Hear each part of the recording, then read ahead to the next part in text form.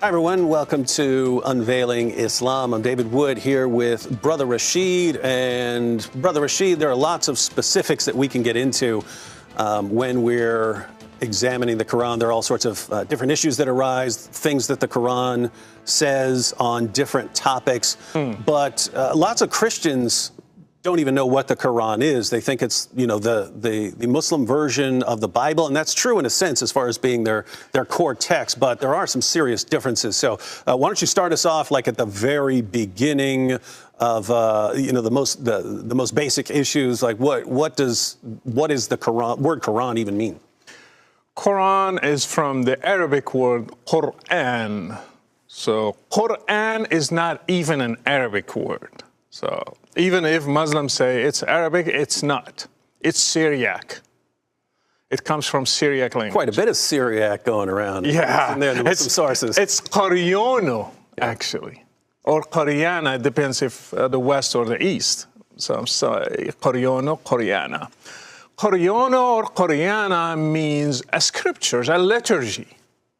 So when in the early days they go to church and they read certain readings, a reading is called Qaryono, Quran. So Muhammad or whoever compiled the Quran used that word, a liturgy, to name this book. We read also in history when they gathered the book, they didn't find a name for it. Actually, some sources say they tried to name it a gospel. And so they say Mushaf. Now we say Mushaf. Mushaf is a book. Sahifa is anything written, we can call it Sahifa. This is Sahifa, for example. So Mushaf is a book, that the gathering of pages. So it's a book. Mushaf is a book. Quran is this book. It's written in Arabic, classical Arabic, very old. It's like reading Shakespeare now, or even worse. So we don't understand most of it. If you go to mosques or go to the street and ask Muslims in Morocco or Tunisia or Egypt, you ask them some basic words in the Quran, they would not know the meaning.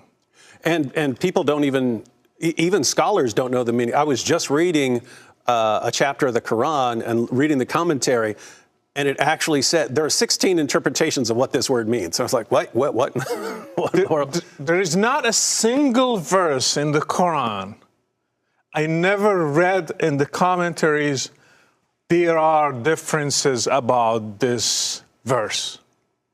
Until now, I never found one that there is a total agreement about the meaning of that verse. And that is, I think that is an issue, because one of the things the Quran repeatedly claims is, it talks about how clear it is. Like Allah Arabi Mubin. Yeah, it's like Allah a clear Arabic book. Yeah, so like the impression you get from reading these claims about how clear it is like Allah had all eternity to get this book exactly the way he wanted it, and he made it like the perfect, most clear language he could, and then you read it, and it's you can read a dozen completely different interpretations of a verse. Yes, and it's 114 chapters, and it starts with the longest to the shortest, kind of. Very strange way to arrange your... Exactly, no chronology, and sometimes it jumps from one topic to another. It's talking about Moses now, suddenly Noah, suddenly Jesus, suddenly about the polytheists at Muhammad's time, suddenly about how heaven proves the existence of God, and you see no link between topics. It's not like the Bible, you read Genesis and then you expect what's coming next and you follow the process. In the Quran, there is no chronology, there is no logic. And that's because of the way how it was written. Muhammad had scribes around him. So each time he gets this trance and he starts I think for me it's an epilepsy. We can talk about it. It certainly sounds like that. And then after a while he wakes up and he says, hey, write this verse. It came to me. And they start writing. Then they collected them later. So Of course, they didn't put them in chronology, so they just like kind of gathered them together and just compiled them. And they started naming the chapters. Oh, put that in the chapter that talks about the cow. So now we have a chapter of the cow. Oh, put that in the chapter that talks about Mary. And then we have the chapter of Mary. And then, oh yeah, put that in the chapter of Al Imran or Al Ma'idah, the table. So they put it in the table. And that's why it's like a chaos. It's just a bunch of verses gathered together, put in this book. And when you read it, you get really confused. Yeah, that is an ongoing issue with the arrangement. What's interesting is we can understand why this difficulty arose, because if Muhammad is just, on various occasions when people are asking him questions, then he claims to have received a revelation. They don't have it in a book. They don't have he's not making this book as he goes along, and then they're just adding, new chapters to it. He's giving verses and passages to his followers, telling them to memorize it, and then some of them are memorizing it and so on. So it's all circulating. And then Muhammad dies, and it's like, oh, we've got all this stuff. Yeah. We've got all this stuff that Muhammad's been quoting for all these years to us, and we need to put it together. And it's just so weird to say, hey, let's just, we got the little prayer at the beginning, but other than that, we'll go longest to shortest, even though it's completely out of order. One of the problems is the Quran doesn't give you even the background of certain verses. So we have to dig somewhere else to understand why he said this, for whom, and what's the topic here exactly. For example, يَسْأَلُونَكَ عَنْ ذِي الْقَرْنَيْنِ. They ask you about ذِي الْقَرْنَيْنِ. Who? Yeah. Who asked? Why? So you don't understand. You have to go to commentaries. They say some Jews, some polytheists, different interpretations. And that started from the beginning of the Quran. You of course, you studied the first revelation, how it came to Muhammad. He told us he was in a cave, and suddenly the angel came to him and said, read, and then the first chapter in the Quran started, which is 96. But who knows exactly? Because even that story, when we dig, at the beginning they said it was a dream, and then they changed it through history. Now it's a fact. It's not just a dream. It happened literally. They believe it happened as is.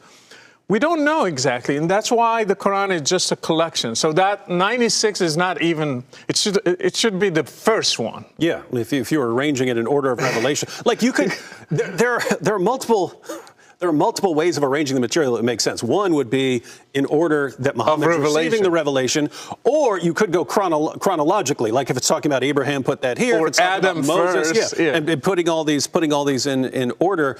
But no, they went longest to shortest. And that's why if you want to study the story of Moses, you will not find it in one chapter. You have to just collect verses from here and there, and then you have the story of Moses. And some of them are repeated literally the same. And if you want to study the life of Jesus, you need to gather from here and there and here and there, and then you collect. It's not like the Gospels. It starts with the birth and then ends with the crucifixion and the resurrection. No, it's not like that. You just go, it's scattered all over the Quran.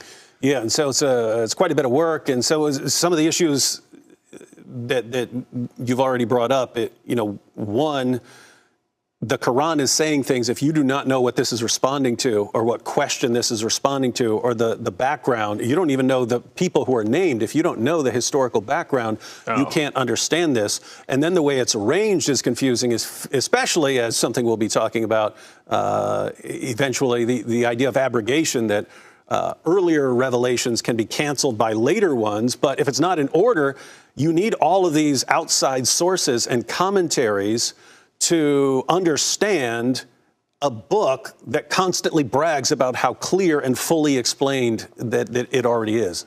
The Quran is not sufficient for a Muslim. The Quran always has to have something with it. It's not like the Bible. You can read the Bible and it's sufficient for a Christian. For the Quran, you will not understand even some verses, what they are saying, the meaning, unless you have the background and have other commentaries that will help you. For example, when it talks about Zayd divorcing his wife. Who's Zayd? Mm-hmm. What's the relationship with Muhammad? And we don't know. So you need to dig somewhere else. Or like when it mentions Luqman, we don't know. Yeah, who's Luqman? Who's this guy? Yeah. Who's Dhul Qarnayn?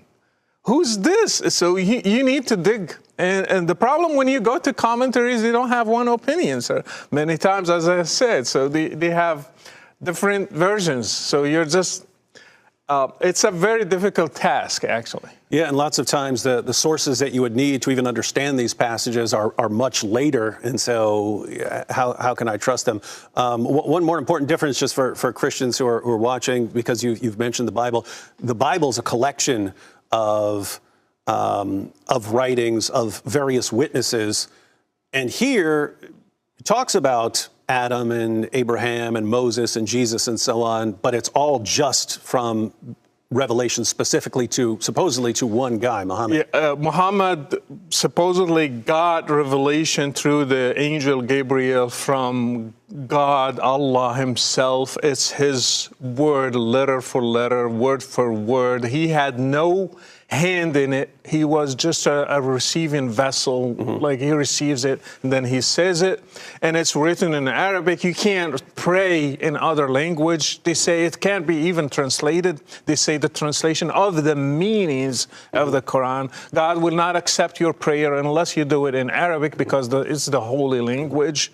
And if you want to get really the right meaning, you have to study it in Arabic. That's what they say. Because even translation, it picks one side or one background or one commentary, mm-hmm. and it follows it. Yeah.